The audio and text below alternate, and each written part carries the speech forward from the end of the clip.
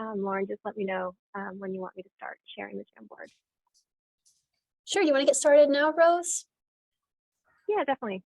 So welcome everyone. I know some people are just coming in, but you've made it to breakout number 4, Structural Inequities and Barriers. My name is Rose Veland. I am the Outreach Program Manager at ConnectALL, and today I am going to be operating the Jamboard for you. I'm going to share my screen, and I'm going to drop the URL in the chat for the Jamboard. So join via the chat if you can, but if you don't want to open the link or can't, you will definitely be able to participate by following my screen. Can everyone see that all right? Yes. So as we mentioned in the plenary, Lauren's going to walk you through a few questions. You can add your thoughts and reactions by creating a Post-it note here in the Jamboard, which you do by clicking this icon here. And you can add your thoughts. You can press save, and that will create a sticky. If you want to leave, you can click out here or press cancel. You can drag it around, make it bigger or smaller, change the color, however you like. I will do my best to capture everything you discuss, so don't worry if you're not in the Jamboard. I'll make little notes here, and we also have a awesome note taker, Ella, helping us out as well. So if you don't want to do this, we'll still capture ideas that you say verbally. And the other thing, I guess, you can switch between pages here. There you go. Someone's doing a great job testing already. Don't go too far ahead from us, I would say, because we're going to be going question by question. But if you have any questions about tech or practicing this, I'll add this to the chat a couple more times. You can chat me there, anything about tech or ConnectALL, but I'll leave it there. Let me know in the chat any questions, but handing it back over to you, Lauren. Wonderful. Thank you, Rose. Again, so feel free to jump into the conversation, use the chat, and participate as you know, however you feel most comfortable. The more conversation, I think, the richer this experience will be. So I really appreciate you all hanging in and joining us. We have been assigned, I think, the biggest topic. It's really the essence of the whole of this whole conversation, not just today, but over the past 18 months. And I think all conversations about digital equity and digital inequities leading up to this conversation, which is sort of starting with an acknowledgement that there are systemic inequities that then lead to digital inequities. And it is really pretty much impossible to separate the two. But when we think about things like civic engagement and social engagement, the group who planned this event thought it was really important to have an explicit conversation about things like systemic inequities, systemic barriers, and how those impact the ability of New Yorkers to participate fully in society and in civic spaces and online. So I'm going to give a bit of introductory information that's just meant to start the conversation. I want you all to feel really empowered to define these terms, explain the circumstances that you see in your life or in the work that you do, and make this about your definitions and your understanding of these concepts. But I'll put this out here to get the conversation started as a way of you know, maybe something to reflect off of or respond to. So first, I'll start with some information that we learned at the New York State Library in 2020 when we started investigating issues of digital inequity in the state. And what we found through an analysis of the American Community Survey was that disparities around internet access really, oh, Rose, I don't think this is our first question. But feel free to participate in that one. I think we're going to start with a question about the vision for New York.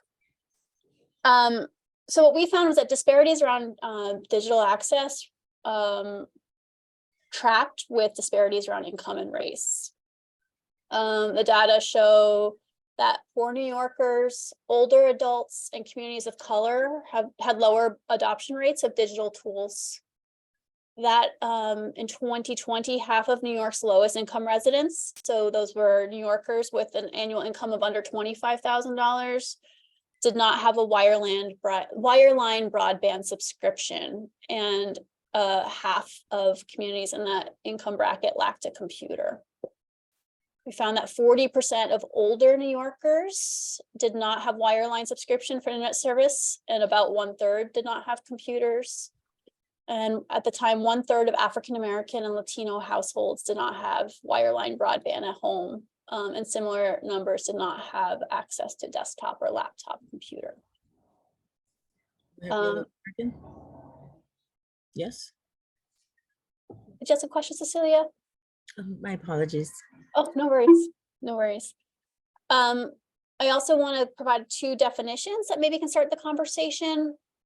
The first is around the concept of digital inclusion. So when we're talking about what it means to have full participation online, we're talking about affordable, robust internet access, access to devices that meet the needs of users, access to tech skills, access to technical support, and applications that allow people to use the internet self-sufficiently, to be fully participatory and collaboratory, and to do it safely and securely. And that digital equity is essentially the condition where all individuals and communities have the information and technology capacity needed for civic and cultural participation, employment, lifelong learning, and access to essential services. So with those broad concepts in mind, which I want you to engage with, reflect on, contradict whatever you feel, thinking about those things, what is your vision for New York? What does it look like for all New Yorkers and the specific communities you serve to have full participation in civic and social spaces online?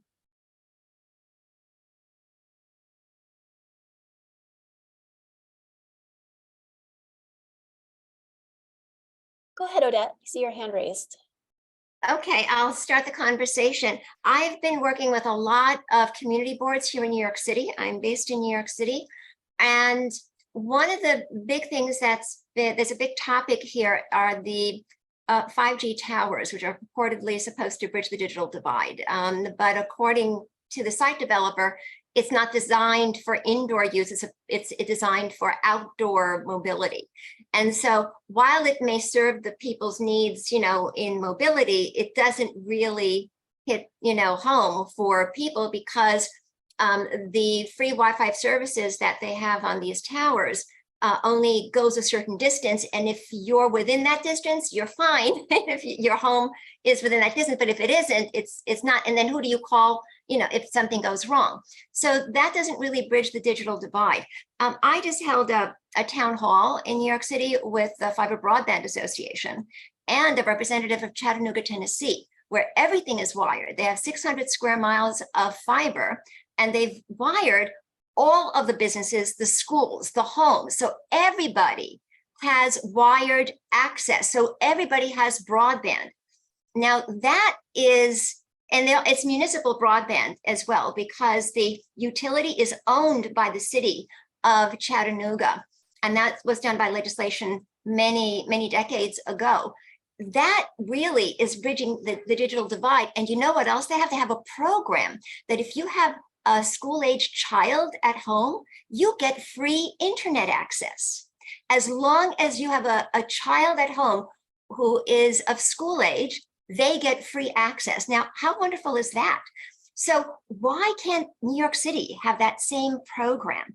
And the beauty of having that municipal broadband is that the city leases the fiber to the providers. Here in New York City, we're having a situation where New York City has to lease it from the providers. And so who's making the money? In Chattanooga, they have an economic boom because of this. And we should really be doing this as well. The second point that I just wanted to say is that wired is really safe. You said that people need to be fully participatory in civic engagement online, and to do it safely and securely. And we have a growing population in New York City, as well as in New York State and the rest of the country, of people who have been injured from wireless radiation, either from their cell phones or their cell towers or smart meters, wherever the wireless radiation emanates from. And they cannot use a wireless service. It has to be wired. So if they go to anchor institutions, it has to be wired.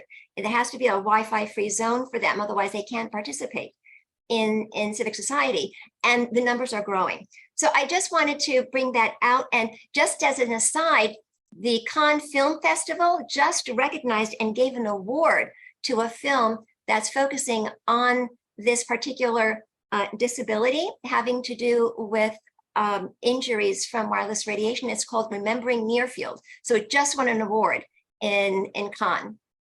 Great, thank you for kicking the conversation off. I see a lot of sticky notes here around affordability. Anyone want to add more information about affordability and what that looks like? So I do have a question. Most providers have a plan that's free because of ACP, and the people we're talking about generally will qualify for ACP. Pretty much all of them do. So what's the problem with free? I mean, if it doesn't exist, that's one thing, but if you've got fiber, it's almost certainly going to be free. Yeah, I'm sure we can talk a little bit about barriers to ACP in a bit. Anyone who's helped folks get online, we've heard in previous conversations, that's been a challenge. Anyone else want to talk about affordability or choice or any of these other sticky notes that are on the board right now?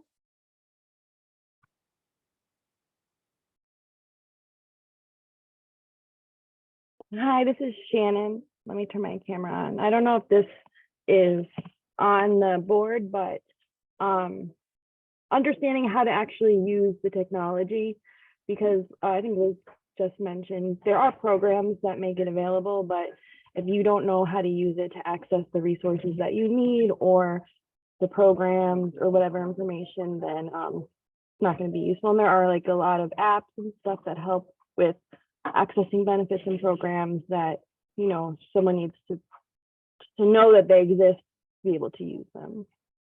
Thank you, Shannon. Yeah, I'll chime in on affordability. Hi, I'm Kevin Lynch. I'm with a provider in the North Country of New York, very rural, fiber to the home.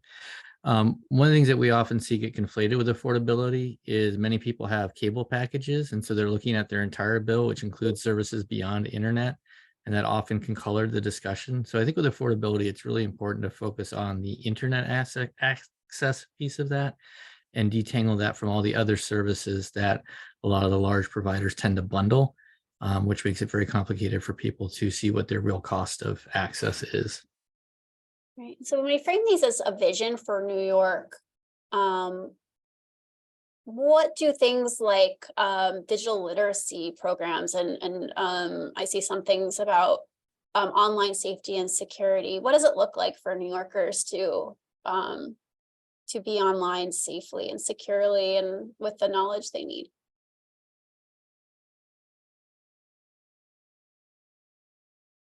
I'll jump in on that one. Brian Fay from Syracuse, New York. And I think it requires organizations and localities, so a lot of political will also, in order to form relationships, especially with those who suffer the most barriers. We work with a large new American population.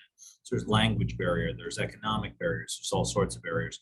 And so it's a process of creating trusted relationships with people who are able to hear things in their own language and access not just education programs, where I think of education program as something that's dispensed to them, but where they can come in with their questions and have alleviated their particular barriers. Thank you. Thank you. And I see a sticky note here about software that's universally well written, and I guess I'm thinking about things like universal design. Can anyone elaborate on that? What is our vision for this kind of software that is usable and friendly to everyone?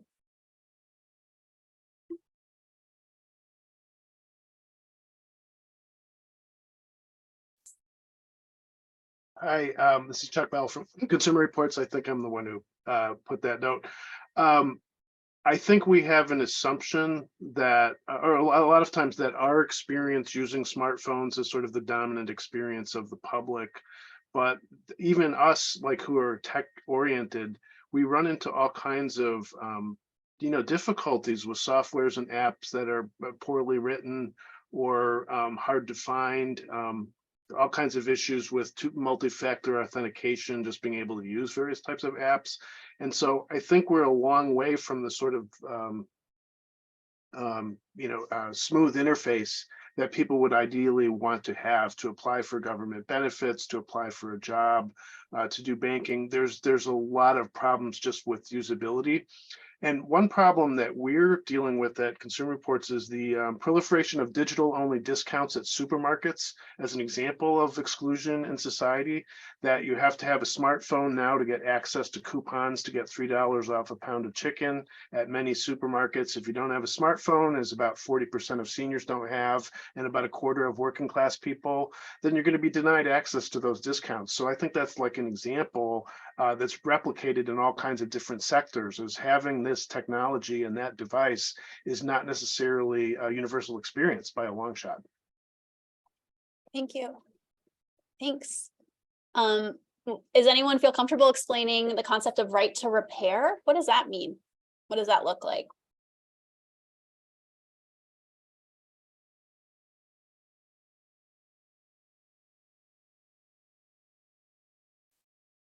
Or does anyone want to talk about education on the usefulness of device access? I think that both of these issues relate to devices, not just the internet. Actually, this is Chuck. I'm gonna speak up just for a minute. I'm unable to put in a sticky note for some reason. But to me, when I work for the people I work with, one of the biggest problems is people don't necessarily see why they want to be on the internet. And it's a pretty fundamental thing. I do recognize what Chuck said about, default kind of software, but there's such a huge range of software and more than just accessing, civic things that, but in the end, people just don't know why they want to be on it. And it may seem weird to us because we're on it all the time, full time, but for people who haven't been on, they don't actually oftentimes really understand why they'd want to be. And I think it's a real impediment. And unfortunately, I can't leave a sticky for that because I'm unable to leave a sticky. Would anyone like to at this point add any information about specific communities or specific communities they work with or represent, and recognizing some of maybe the special types of issues that these communities are facing? I would go back to the education. I mean, they don't have the education on how to even use the internet or electronics, like, seniors or the elderly. Yeah, so when you think even about people with language barriers, even though I know you can change the language and everything else, but if they don't have the education on how to actually use it, I think that's an issue.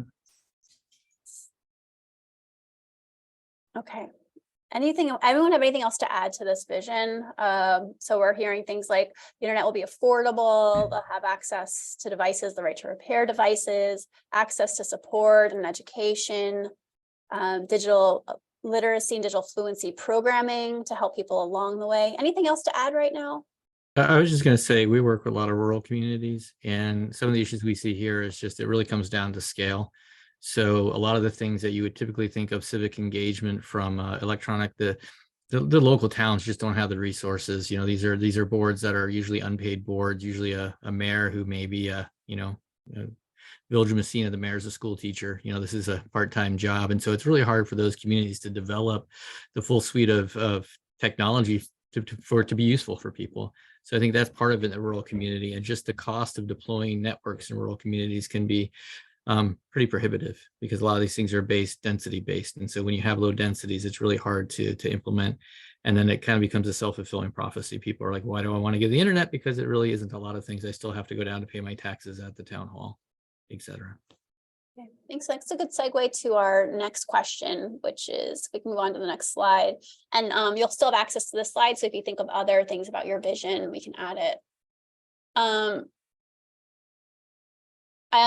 The next question is, so thinking about the communities you serve and the communities you represent and the communities you participate in, What are the barriers to this vision? What's standing in the way of us achieving that? So we just heard from someone who was talking about population density makes it hard in rural communities for there to be really robust infrastructure build out.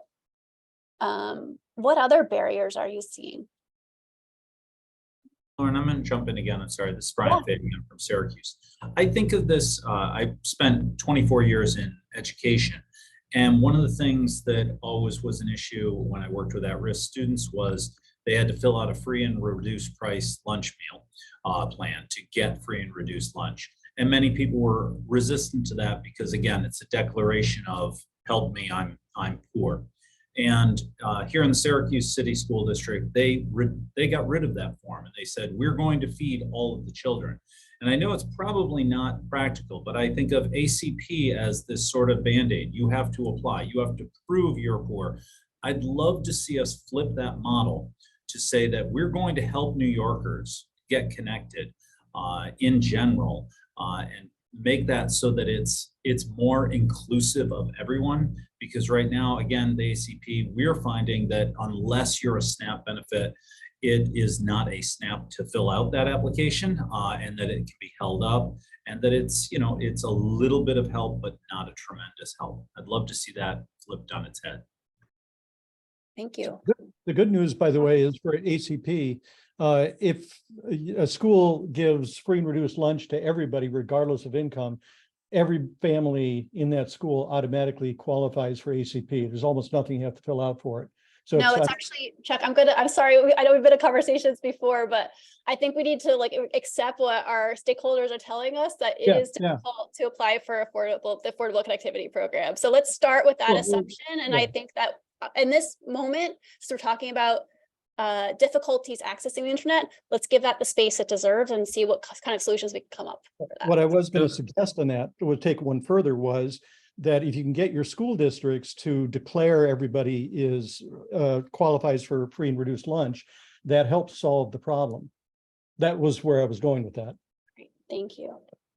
Okay. So I'll just add to Chuck Bell, you had mentioned about software and things. I think that's, you know, again, not just with ACP, but with all these social services that can be applied for online, having a common application for, you know, one of the things we run into again in rural areas, we don't have per se low income housing, but we have a lot of low income housing. It's just so people have to apply for heating, and they have to apply for, you know, other, and there's just a plethora of things to apply for.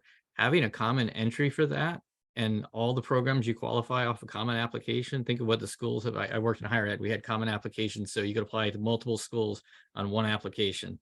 Having something simple that you could apply one application and all the things that you qualify for. We have the technology to do it. I don't know if we have the willpower. Thank you.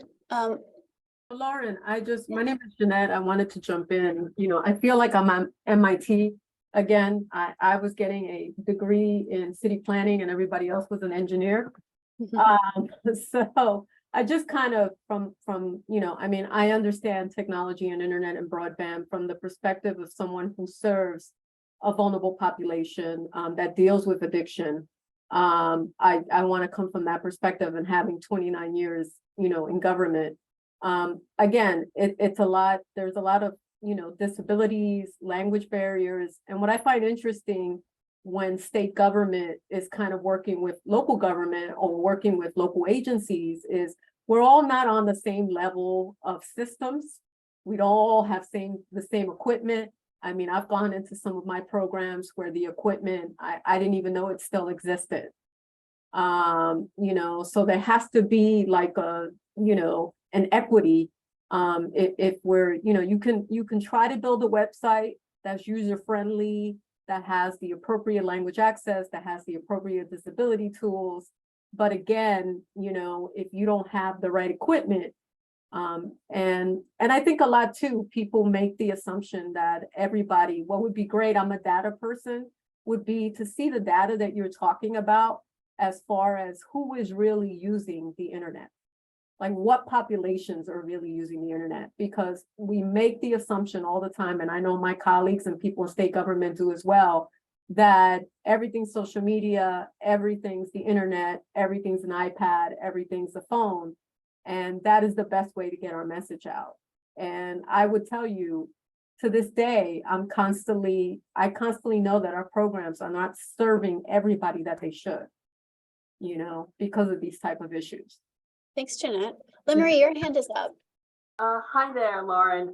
Yes, Limery Cabrera from Westchester Children's Association. I just wanted to reinforce what I believe Kevin said about having a one, common application, because, part of me as we go,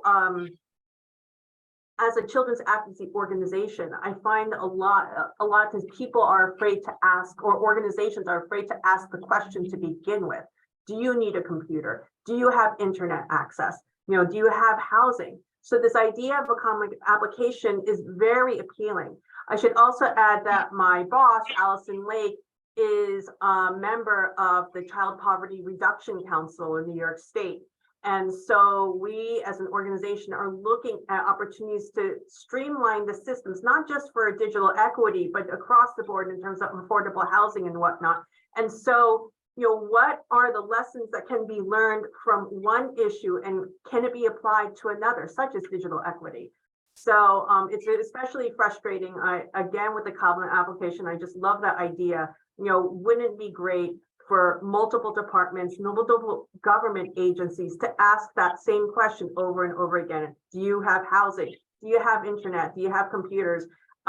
Just so they can serve the families that they need. So provide people with multiple opportunities to identify themselves. Even if one time they may have it, another time they may not. So let's build that safety net for families. Thank you. Thank you.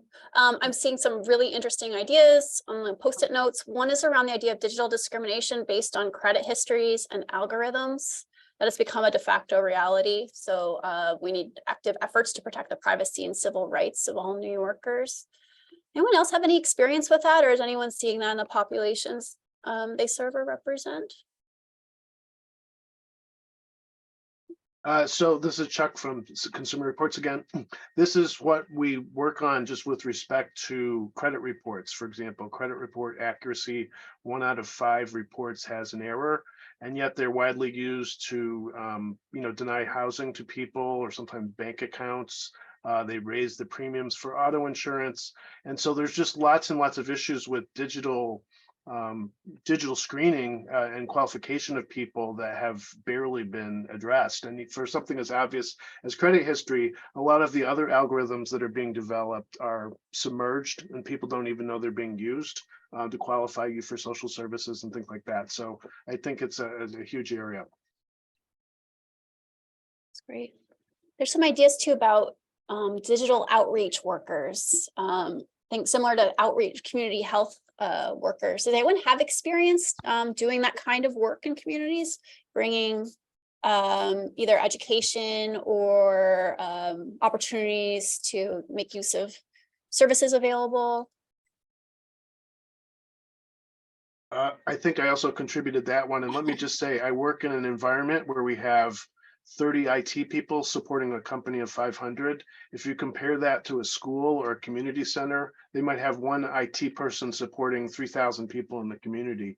So I think we could learn something from those organizations that are well supported, have substantial resources in this area, and communities have disparities. Thanks, Chuck. And I'm Audrey Duncan from BronxNet Television in the Bronx, New York. We do outreach in the form of local media. We're a community media organization. We make it possible both for people to create their own content. So that's one of the reasons we're interested in this whole digital equity thing. And then also we disseminate information over our channels and over the internet through shows and PSAs and so on about all sorts of important topics. And this is one that we would definitely dive into. That's great. It's so interesting to bring the idea of, important to bring the idea of creating content as well as consuming content. Yes, absolutely. So RJ and then Limery, I'm sorry if I've said your name wrong. Thank you. I had something that kind of ties together all of this. I think that idea of thinking about these as interconnected issues is really powerful. And the idea of approaching it as something that's available for everybody, not just those in need.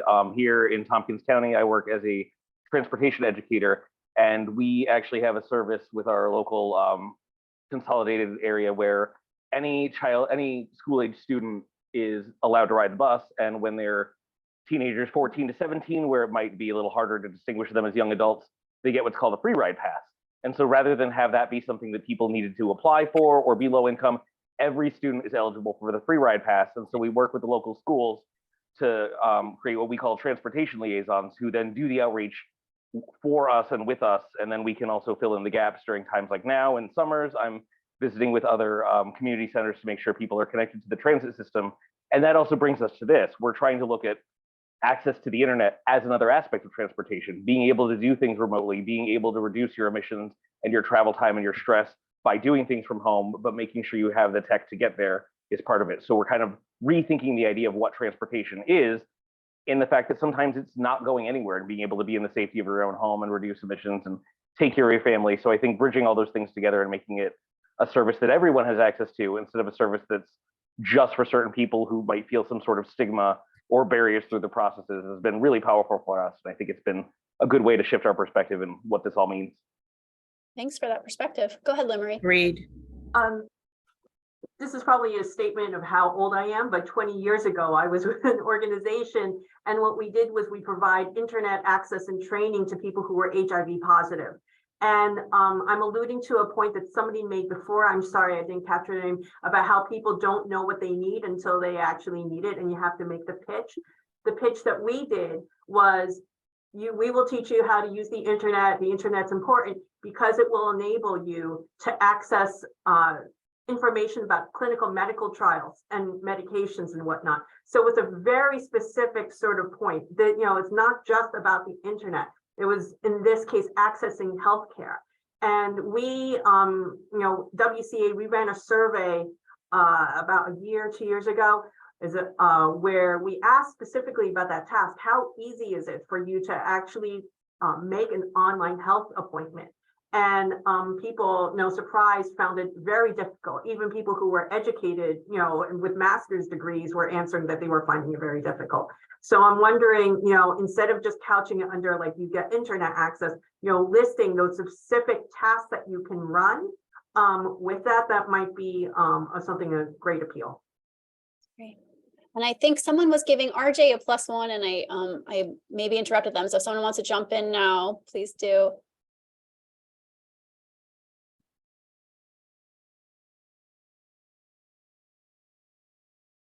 Okay, thank you all so much for all of these wonderful ideas so far. Let's move on to the next question, because I think we can build on what you all just shared. So thinking about what our vision is and what barriers we know exist, what are the first steps to making sure we can get over those barriers, and what resources do we need to get over those barriers? And I'm not just thinking about money. We know we all need money to do the work, and there's money coming to the state, which is why we're having these conversations. So instead, if we can frame the conversation around what steps and what other resources can help us get to this vision, that would be great.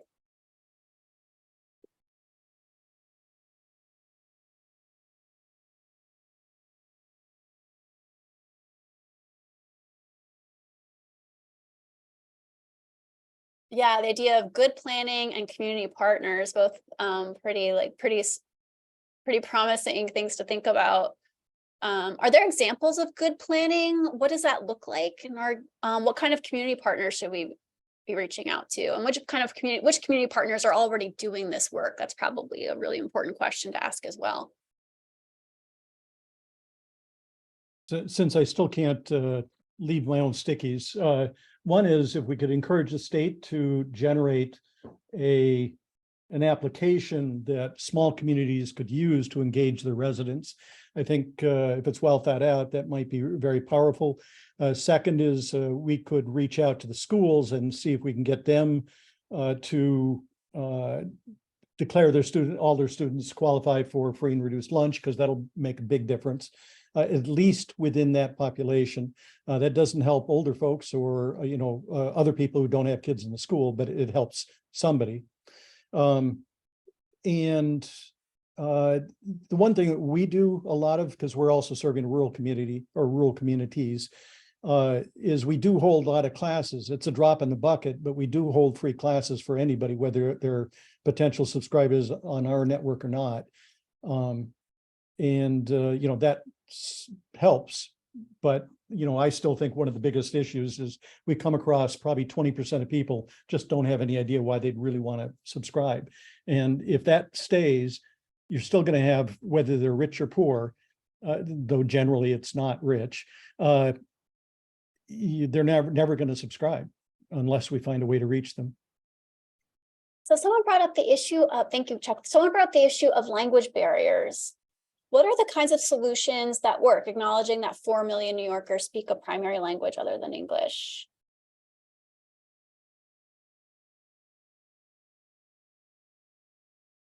You have to earn their trust. I'm with MISN, Cecilia Kimball, and we do have access to the equipment and the education through our home visitors. Now, I mean, we just serve a very small population. So if there's another way to kind of get it out there so we can reach more people, we will be able to help them, receive the access, because it's not only the smartphones, also they give tablets, but like Chuck and Brian were saying, it's just for a certain community where everyone should be able to have this access. Because the community I serve, of course, the barrier is language. So therefore, they do come from, other countries. They're, underserved. They don't even qualify for certain services, but they're here. So in order for us to educate them, if we would open up, like they said, to everyone, I think that would be a great way for us to kind of get a hold of more people. Because I mean, right now, okay, we have a caseload of like 200, but we're only reaching 200 as opposed to 200,000 or something else. Yeah, thank you. I'm seeing the words community-based and small communities again and again on these Post-it notes. What are you all thinking about that?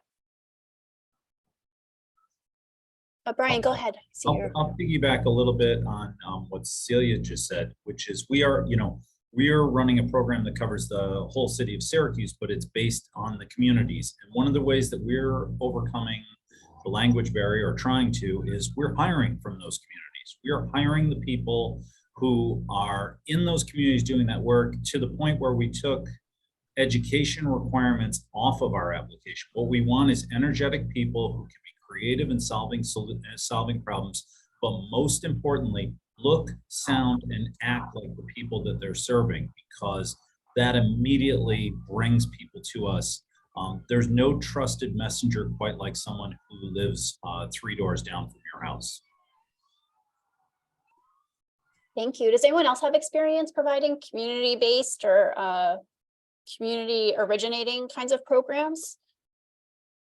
I'm here. I don't know whether you can see I raised my hand, but I don't know whether it's showing. This is Dr. Rwanda from the Healthcare Advancement Resource Center over at Lemoyne College. And I work with the internationally trained medical graduates, that cuts from nurses, doctors, and everyone. From my experience working with this population, is that they have a buy-in if they hear these ideas from the people that they know. That would mean taking an example of what we are offering up here in Syracuse. There are so many non-for-profit organizations that work with the new Americans, and that we know the needs that they are facing day in, day out. Some of them, I know where they live.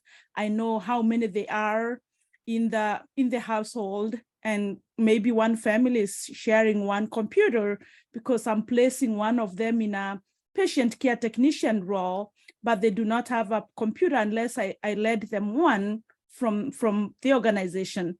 So including the organizations that are working at the grassroots level with these participants, I think would be a wonderful action step into having them want to be part of the change. Thank you, Stella. Appreciate that. I try to do a sticky, but I don't know how to get it to your thing. But I know, like up here, we worked a lot with the League of Women Voters. So finding existing organizations that are already doing the civic engagement, things like that, and then helping to resource them to go into the digital equity, as opposed to just I think sometimes we think of internet access as a thing in of itself, and it's really just a tool that all these existing organizations could perhaps better utilize. Yeah, I'm seeing some examples of community partners, including libraries, community centers, doctors' offices. Are there other community partners, or do you want to, does anyone want to speak any more about those community partners I just listed? I'm unable to get my interface to work, so my hand is up, but I don't need to speak yet. Okay. Just call me whenever. Okay, got it. I think also you can engage other members of the business community. I know that a lot of banks, and you need to structure it in the proper way, but a lot of banks can help people use and learn how to go online with their banking and the advantages that happen. And so I think, again, when you have more locally based businesses that also can engage in this, it doesn't always have to be your nonprofits and your other organizations, but if you approach a, community minded businesses will help in this effort quite a bit, and can even provide funding and other opportunities. Great. Assemblyman Otis, go ahead. My experience with the targeting piece of this is the best way to do it is to get these programs to go through community groups, very local, who already have the high needs clients or have an ability to get them into the programs. And so if as we get the federal dollars and use state dollars, in my mind, that's the most effective way. Build on the local groups that already have the right people and already have shown an ability to deliver these services. And I'd say more broadly, the discussion has been great. I've been taking notes, a lot of good ideas of additional issues that we should be tackling to protect people, especially from being further cut out by other things that are going on in technology. So I think we all chose group 4 wisely. Thank you. Thank you. Chuck, go ahead. All right. One of the things that we do is we've partnered at times with the Finger Lakes Reuse Center here in upstate New York, the Ithaca area. And but they serve both Tompkins County and some related counties near Tompkins County. And basically they can supply used computers that have been refurbished.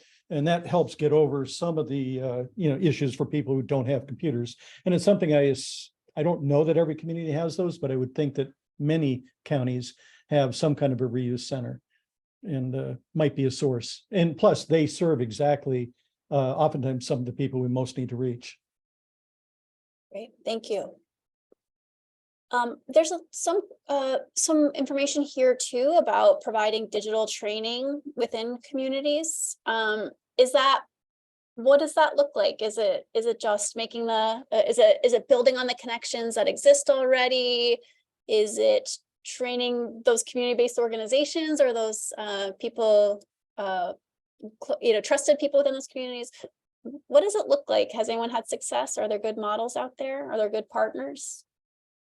We do, well, at BronxNet TV, we do, well, we've been doing it for years, a certain type of digital training, mostly related to media, training lots of youth, and they've gotten great positions in media and related industries. We've trained the general public in certain aspects of, digital literacy. We want to go even further now to go backwards to even a more basic level to train some of the people who will benefit from the free and low cost internet access to just doing basic things that they need to do that will improve their lives. Thank you so much. There's a question in the chat about electronic voting. Jenny, I'm wondering if we haven't discussed that. Do you have thoughts or any insight to add about that issue?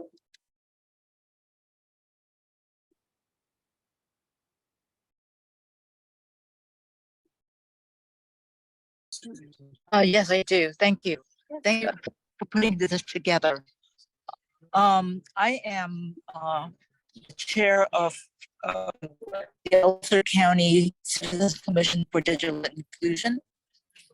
And our mission is to aim for digital equity in all aspects. I talked about voting because Ulster County is introducing a new voting system that includes a digital that is online, not online per se, but digital. It does not connect to the internet, so it's secure. There are people from the disabilities community that could benefit from that if they can't physically get to a voting station. So if you could include that and further develop programs to get people trained, that's about all I can say. That's wonderful. Thank you. And I'm adding a note to the chat right now, but I'll say it out loud as well. If anyone would like to add links to specific programs that they think are very effective or that they can share, that's also a really helpful reference for, I think, everyone in the group and for us as we look through our notes later. So please feel free to brag and share success stories that are out there. One other question I want to explore before we move on to the next one, or one more issue that I want to explore from these post-it notes. There's issues about funding, but then there's some points about how funding is accessed and distributed, several points about that. And I'm wondering if people have thoughts about that. So we know that funding is needed. Are there additional perspectives on what it means to access those funds as a community-based organization or as an organization that serves typically underserved populations?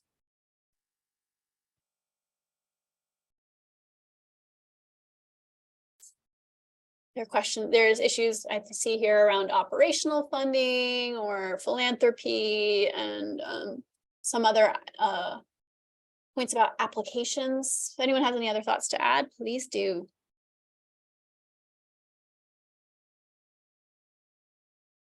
I'll throw my thoughts into the mix. Again, this is Limerick.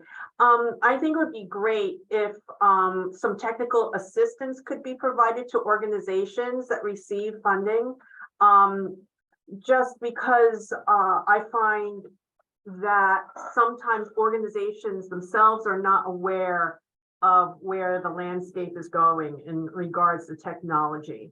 And so there is also a knowledge gap sometimes with organizations that don't necessarily work every day with technology and with IT and whatnot, and they just don't know what's out there. I was the one who put the posted about reliable tools to translate websites, because a lot of times people don't even know that there are WordPress plugins or whatnot that can automatically transfer your website to another language or whatnot.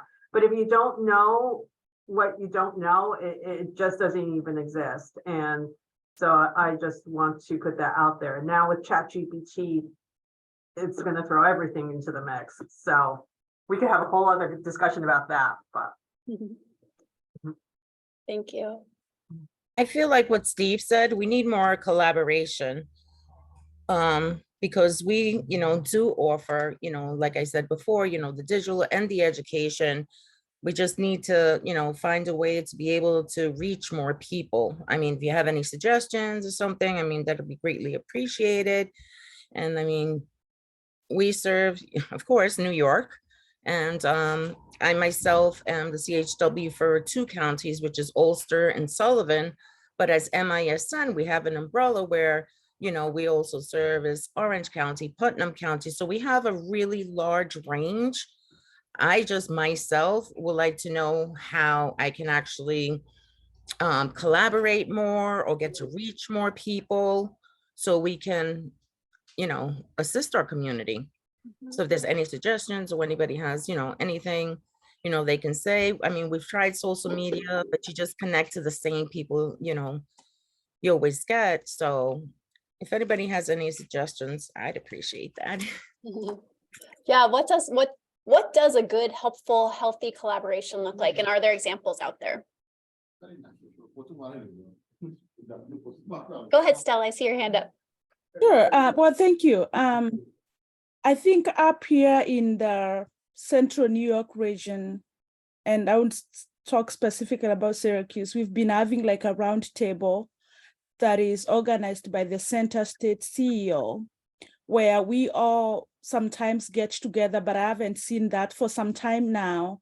But I would be a beneficial way to get people together so that we are not working in silos. So we know who is existing where, My organization thrives from a private, donor that gives us over $500,000 every year. But I would tell you that we could use the state funding to try and curb or bring down some of these issues that we are facing. And digital, literacy and divide is widening. And I don't know if we are going to close that gap sooner. So bringing people together, like a little consortium of a group of organizations in a certain region. And when these grant opportunities are out there, if they are shared widely, like sometimes, unless I go to the website to see what is there, I don't even know how I ended up in this task force. But anyway, I found myself wanting to know what is existing out there. I do tend to think that there's a lot of useful information for all of us out there, but it's only known by the few, and those few continue benefiting, and then the others that are not part of that little circle then continue lagging behind, and the populations that they are serving. Yeah, thank you. Thank you for that. Niket, I saw you unmute for a moment. Did you want to add something?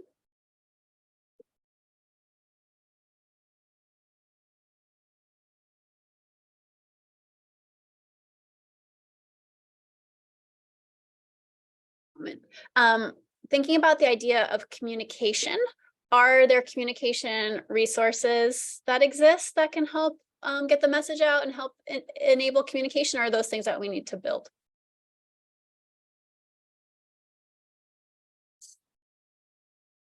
I think we need to build, because we just keep kind of partnering up with the same organizations, and then I think we need to expand.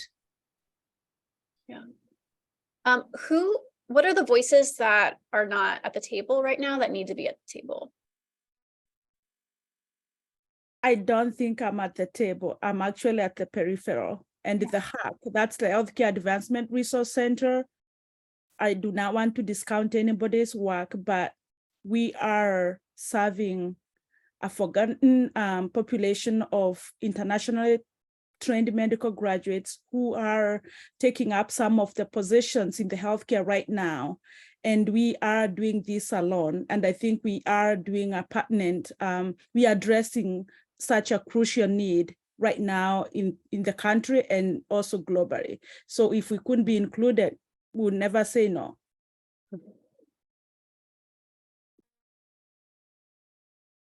Are there other thoughts about people that should be at the table? Organizations, people that we're having trouble reaching in these conversations? And thoughts about how to make the table more inclusive? Hi, Lauren. So this is Jeanette again. I'm the Director of Diversity and Inclusion here at OASIS, and I'm really not sure how I got on this invite either. I know that I do know the new immigrants office, so I don't know if Jenny and that crew had anything to do with this. But I would say, again, my motivation for being on this was as someone who is working on diversity, equity, and inclusion and justice in her agency. This is a huge topic. You know, we deal with a lot of telehealth. We deal with, since COVID, a lot more virtual meetings that are happening, and we have to be conscious of people with disabilities that we serve. So I think you definitely need, voices of those that are underserved at the table, so they can tell you what they need, and maybe other state partners who are serving them. I mean, I understand some of our clients' information is confidential, but again, we're all kind of, I agree with Cecilia, who's saying we keep kind of going in circles, at least on this level, and just talking to the same groups and not kind of expanding our conversation and putting it together. And being that the state has, under this governor, has a, huge interest in furthering diversity, equity, and inclusion and justice. I mean, it's important. And I think every agency is trying to figure out how to do that. And I think we can go on to the next slide as what's a perfect segue to this next set of questions, which may sound redundant, but I think it's a different angle. And I think a lot of times the folks that join these conversations are people who teach technology or provide access to technology or have a direct technology internet angle to the work that they do. But what I'm hearing from everyone, and this is occurring to me as we discuss this issue, is that perhaps some of the people that have the most vested interest in this, or the direct connection to the people who could benefit from some of the ideas that you came up with earlier, are not necessarily people who are working in technology spaces, but are working in other spaces and can either be the trusted messengers around issues related to internet access, can provide education to people, can help overcome barriers. So with those kinds of ideas in mind, what assets and resources do we have available, and how can we connect with them in order to really achieve the vision that we articulated at the beginning of the conversation? Community health workers, people who are connected to communities and systems. And I'm seeing not specifically tech, but Poor People's Campaign are doing great and organized work. What other assets and resources? I hope it doesn't sound too self-serving, but I do think it's important that the providers are engaged, because at the end of the day, free is great, but we actually have to build these networks, and we have to support them, and we have to pay our employees and all those kind of things. And so involving the providers early on, because especially in the rural areas where we're covering people that have, in the last couple of years, we've done a lot of work to get the unserved covered, and continuing to work with the local providers who are really invested in their communities and who are locally based, that can actually move these things forward. And so I'm glad we're included on that. And I think that's important going forward, that you keep the service providers and especially, I'm going to stress the local service providers, because we have a real sense of what the needs in our community. We know where the gaps are. We know what the challenges are. And we want to help, because these are the people we go to church with and see in the grocery store. Mm-hmm.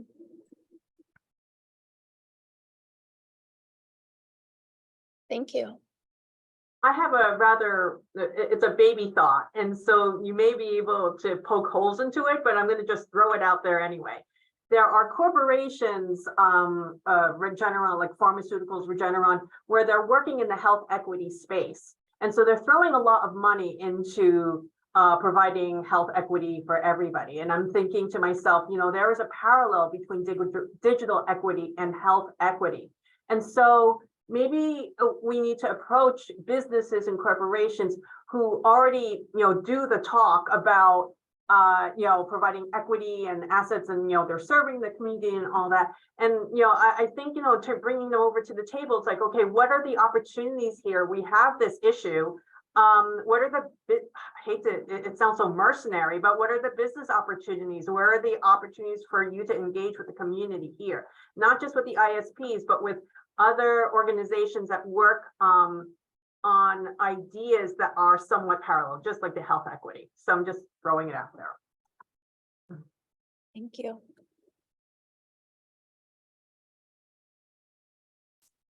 Any other thoughts? There's a note in the chat about bilingual community health workers with computer knowledge. So that's a way of finding community members who are bilingual, who have an interest in technology, and also connect people with the community health services they need. Let me know if I've got that right, Romina, and please feel free to jump in and add anything else.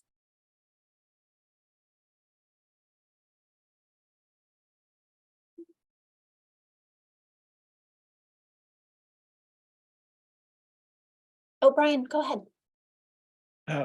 Hi, I work with MIC Mesh. It's a volunteer-run organization that connects people in New York City to the internet, and it's an optional donation, so we don't even charge. We love to connect low-income buildings and any of the organizations here today. If they're within our area, we'll connect you for an optional donation. Thanks, Brian. And you stuck information in the chat about your service before, is that right?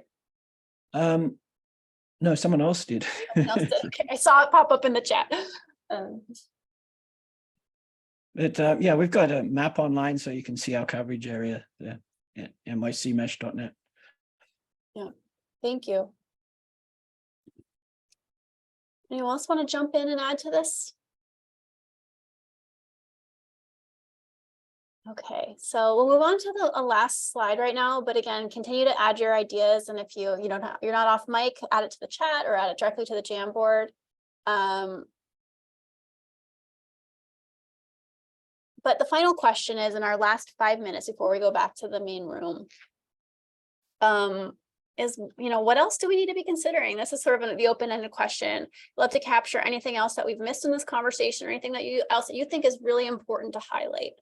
The other thing to keep in mind is one of the points of this conversation is to really track, is to capture what outcomes might be most helpful for the ConnectALL office to include in their digital equity plan. So in your mind, what kinds of outcomes would we want to measure to make sure that we're making progress when we do this work, when we talk about digital inclusion and digital equity, when we invest in it? What kind of outcomes would we want to measure to make sure we're doing the job well? So that's a lot of questions, but feel free to respond to whatever feels most helpful and interesting to you. I just want to make sure we capture your last thoughts right now.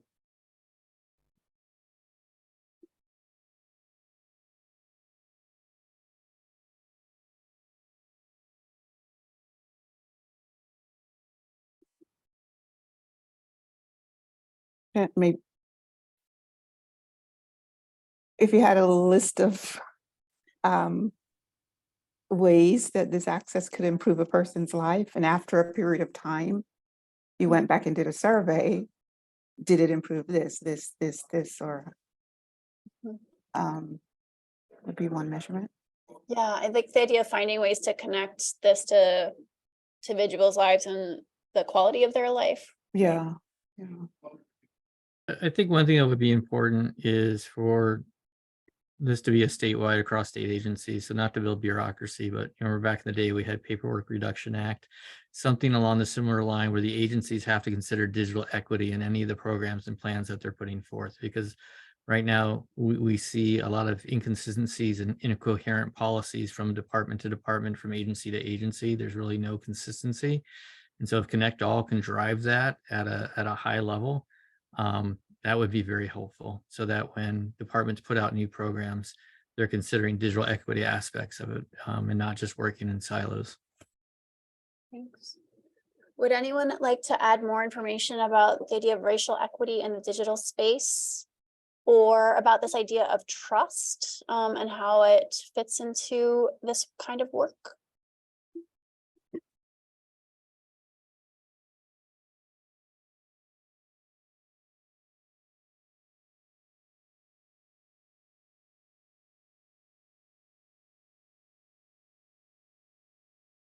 Brian, I saw you get off mute. Did you want to add something? Actually, both Brian's. No. No. Okay. I'll let Brian Hall go first. Okay. Brian Hall, nothing? No, I didn't have anything to add. Go ahead, Brian. I'll jump in, and I'm going to sound like a little bit of a broken record, but one way to ensure the equity is to survey how many people doing this work. What are the demographics of the people who are training others, connecting others? Let's show that we're actually investing in equity with payroll dollars. Thank you. Okay, 1 minute left. Is there anyone who hasn't spoken yet? And then if not, Chuck, I'll let you go. Anyone who hasn't spoken yet want to add something?